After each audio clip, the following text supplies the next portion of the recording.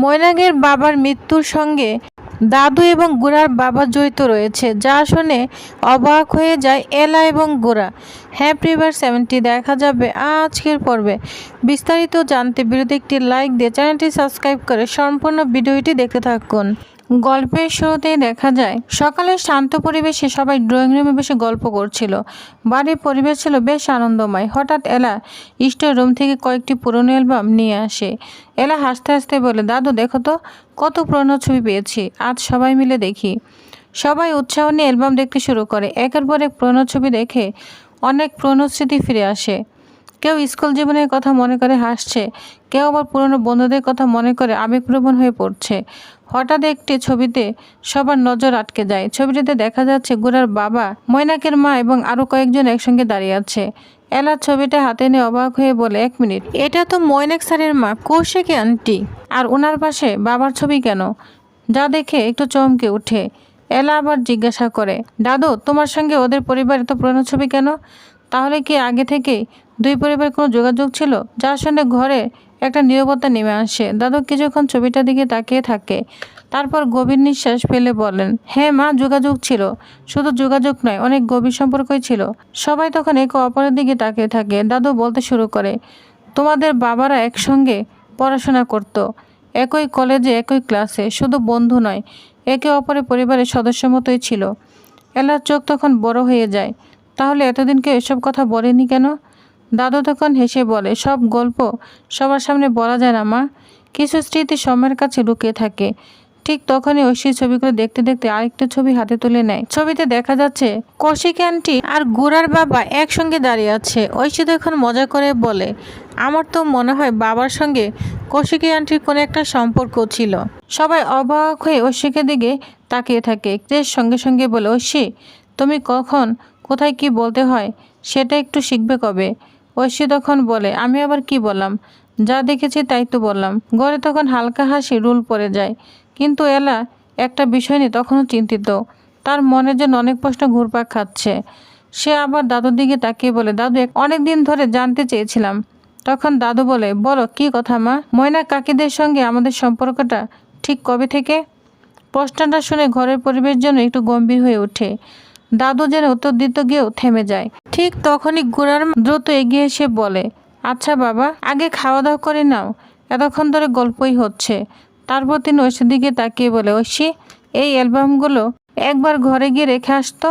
ঐশী তখন মুখ বাঁকিয়ে মনে মনে বলে, বাঁচাও, এই কাজটা শেষ না হতে আরেকটা কাজ ধরিয়ে দিল। অন্যদিকে বাড়ির বারান্দায় গোরা বসে আছে। সে দেখে ক্রিস এখনো বাড়িতেই রয়েছে। গোরা অবাক হয়ে বলে, ক্রিস তুই এখনো এখানে?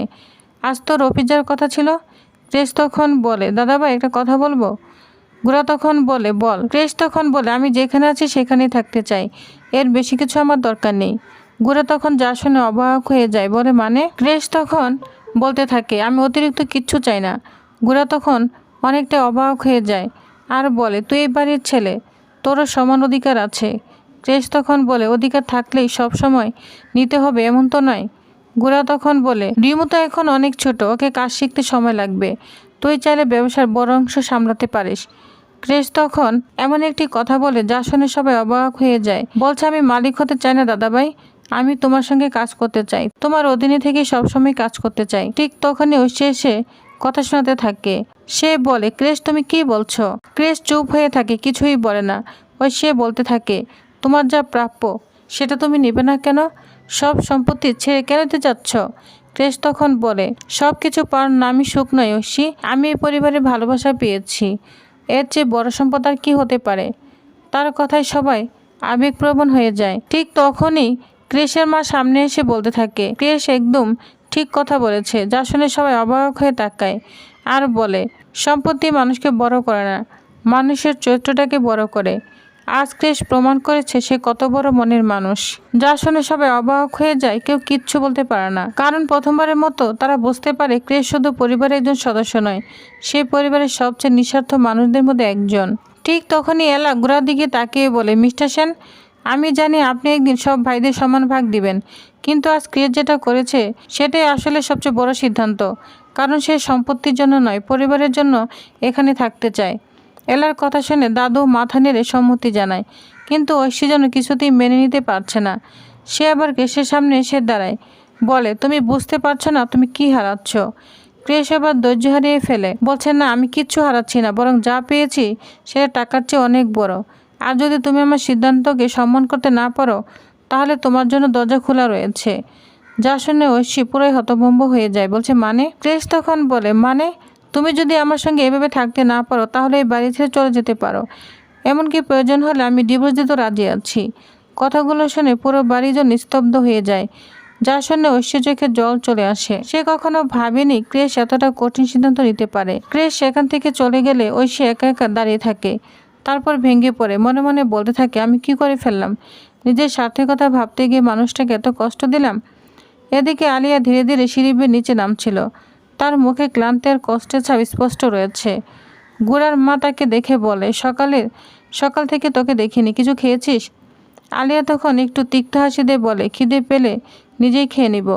যাই হোক, এই বাড়িতে সবাই তো আমাকে একজন অপরাধের স্ত্রী হিসাবে দেখে, তাই সবার সঙ্গে বসে খাওয়ার কোনো মানে হয় না। কথাটা শুনে সবাই একটু অস্বস্তিতে পড়ে যায়। তারপর আলিয়া অনেক খাবার নিয়ে নিজের ঘরের দিকে চলে যায়। এলা দূর থেকে সব কিছুই দেখছিল। হঠাৎ তার মন একটা সন্দেহ জাগে, এত খাবার ও কি সত্যি একা খাবে? সন্ধ্যের বসে এলা চুপি চুপি আলিয়ার ঘরের সামনে গিয়ে দাঁড়ায়।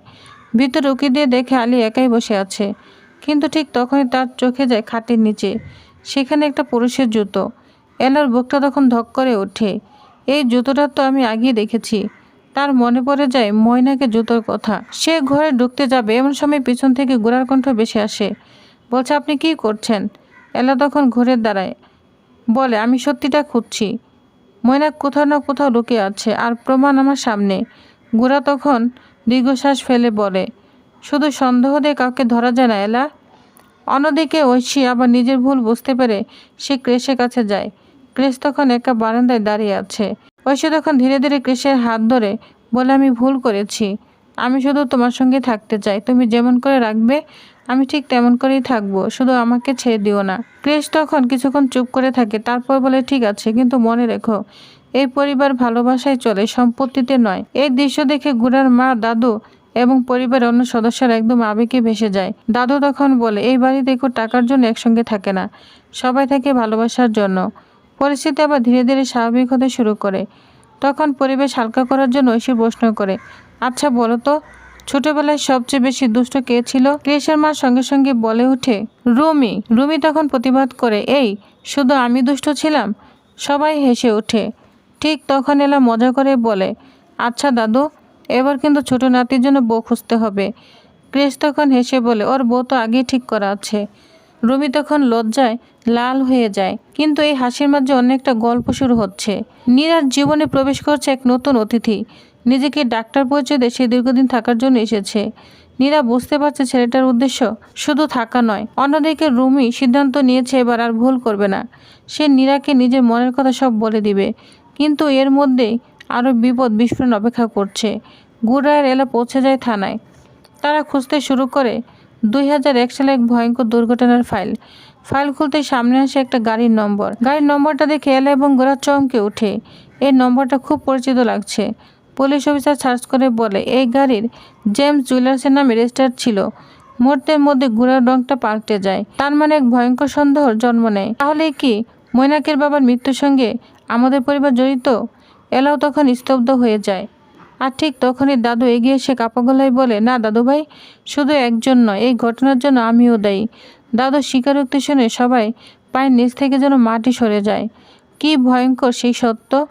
2001 সালে সেই দুর্ঘটনা আসলে কি ঘটেছিল? ময়নাক কেন এতদিন পালিয়ে বেড়াচ্ছে? আর দাদু কেন অপরাধের কথা স্বীকার করলেন? এই সমস্ত প্রশ্নোত্তর মিলবে আগামী পর্বে। তো প্রিভিয়াস তাহলে আগামী পর্বের আপডেট জানতে অবশ্যই অপেক্ষায় থাকুন। ধন্যবাদ।